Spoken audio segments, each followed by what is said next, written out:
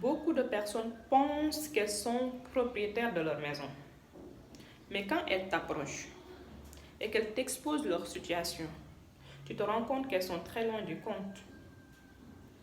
Aujourd'hui, je vais vous partager peut-être une ou deux histoires pour illustrer ce que je viens de dire tout à l'heure. Pour ceux et celles qui ne me connaissent pas encore, je suis Fatouma et je suis juriste et je suis agent immobilier. Dans cette chaîne, je parle de tout ce qui se rapporte à l'immobilier. De l'achat du terrain, de la maison, à la construction jusqu'à la décoration d'intérieur, à l'ameublement, en fait, l'immobilier de A à Z. Donc si c'est des thématiques qui vous intéressent, n'hésitez surtout pas à vous abonner à la chaîne et à activer la petite cloche de notification pour être informé de toutes nos vidéos que nous allons produire dans cette chaîne. Ne ratez pas les interviews qu'on va réaliser dans cette chaîne. Comme je l'ai dit la dernière fois, on va inviter ici des experts du domaine, que ce soit dans le domaine de la construction, que ce soit dans le domaine juridique, fiscal. Bref, vous ne perdez rien à vous abonner à la chaîne. C'est gratuit et c'est très simple. Je le disais tout à l'heure, il y avait une dame qui est venue me rendre visite ces jours-ci à l'agence. Et elle m'a exposé sa situation. Son mari est décédé il y a 4 ans ou 5, je ne me souviens plus. Et donc le problème de l'héritage s'est posé naturellement. Elle a décidé de garder la maison. Donc comme en accord avec la famille, elle a indemnisé les autres héritiers, sans preuve bien sûr. Et là, voilà quoi, elle se croit déjà propriétaire de la maison, ce qui est légitime. Bon, entre parenthèses. Mais je lui ai demandé, est-ce que vous avez fait, madame, la procédure de la mutation qui va faire que juridiquement la maison vous appartienne? Elle m'a dit que non. Pourquoi? Parce que voilà, on s'est convenu dans la famille que je garde la maison, je les ai déjà indemnisés, je les ai donné une somme importante, j'ai donné ça, j'ai donné ça. J'ai dit oui, c'est important. C'est important de faire la procédure de la mutation. Juridiquement, la maison va t'appartenir maintenant. Ton nom va figurer sur les papiers de la maison. Elle me demande maintenant comment je vais faire. Et ce qui est, je ne vais pas dire bizarre, mais ce qui est...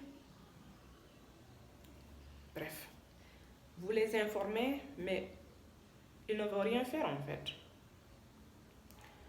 Qu'est-ce que je dois faire? Je dis, vous allez produire un certificat d'hérédité, bien sûr, pour pouvoir prouver que vous êtes héritière de votre défunt mari.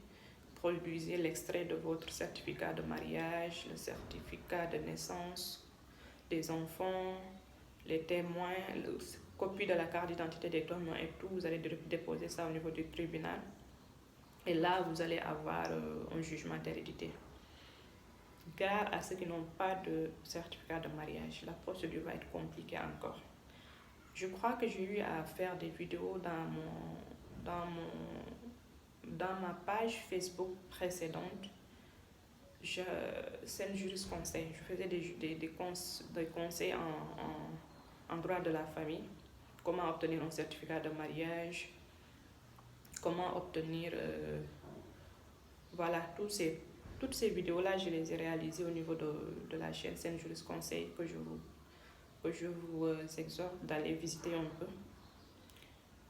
Lorsqu'elle aura produit son jugement d'hérédité,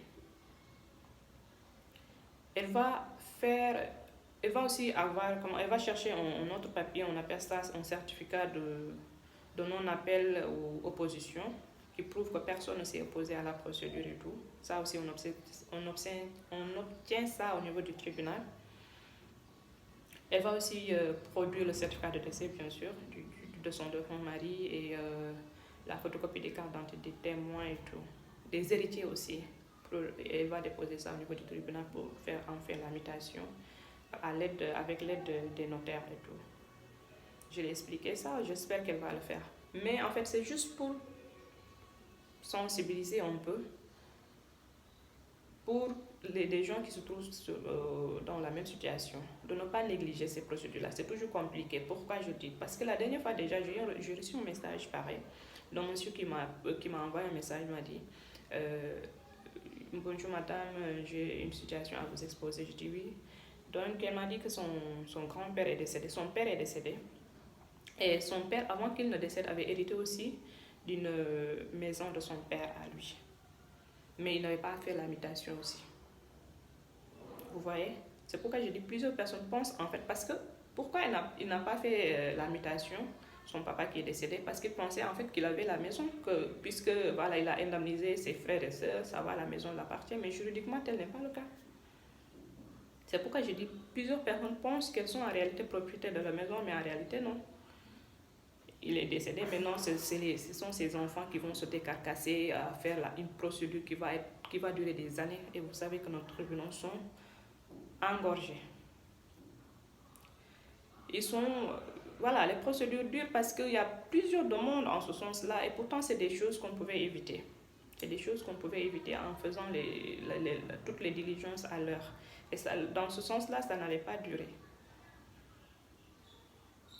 Donc, je vous exhorte à faire toutes vos démarches à temps. Après, ça va encore être compliqué. Parce que déjà, l'importance de faire ces démarches-là, de faire en sorte que la maison soit mutée à ton nom. On connaît l'importance de ça. Parce que lorsqu'on est propriétaire juridique de la maison, on peut faire un prêt bancaire avec les papiers de la maison. On déposer ça au niveau de la banque pour obtenir un prêt, pour pouvoir faire ses affaires. Plusieurs choses en fait à ne pas négliger. Des garanties bancaires, voilà. On peut même vendre, mais on ne peut pas vendre une maison alors qu'on n'a pas encore fait la mutation. Et le problème se pose dans ces cas-là, parce que tu te retrouves dans ces situations où tu veux vendre la maison alors que la maison n'est pas encore en ton nom. Ça va être compliqué, ça va être impossible.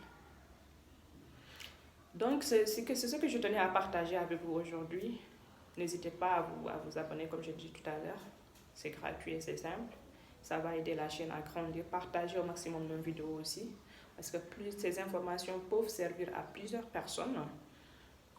Elles peuvent servir à plusieurs personnes. Donc, partagez au maximum la vidéo. Je vous retrouve demain, je veux dire demain pour une nouvelle vidéo. Et merci de votre aimable attention.